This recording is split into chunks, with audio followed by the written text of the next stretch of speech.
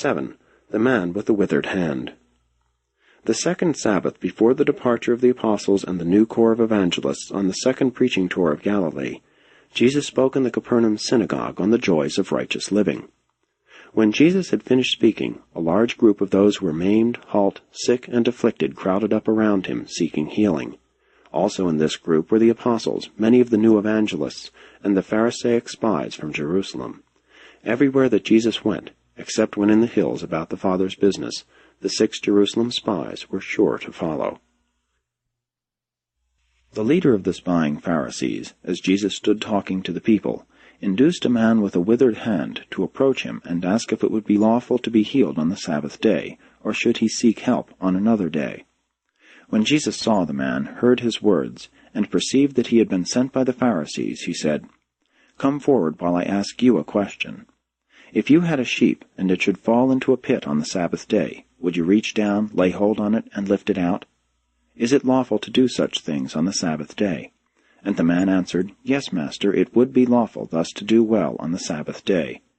Then said Jesus, speaking to all of them, "I know wherefore you have sent this man into my presence. You would find cause for offense in me, if you could tempt me to show mercy on the Sabbath day.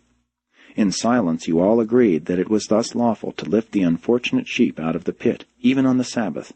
And I call you to witness that it is lawful to exhibit loving-kindness on the Sabbath day, not only to animals, but also to men. How much more valuable is a man than a sheep? I proclaim that it is lawful to do good to men on the Sabbath day." And as they all stood before him in silence, Jesus, addressing the man with the withered hand, said, "Stand up here by my side, that all may see you. And now, that you may know that it is my Father's will that you do good on the Sabbath day, if you have faith to be healed, I bid you stretch out your hand." And as this man stretched forth his withered hand, it was made whole. The people were minded to turn upon the Pharisees, but Jesus bade them be calm, saying, "I have just told you that it is lawful to do good on the Sabbath, to save life, but I did not instruct you to do harm and give way to the desire to kill." The angered Pharisees went away, and notwithstanding it was the Sabbath day, they hastened forthwith to Tiberias and took counsel with Herod, doing everything in their power to arouse his prejudice in order to secure the Herodians as allies against Jesus. But Herod refused to take action against Jesus, advising that they carry their complaints to Jerusalem.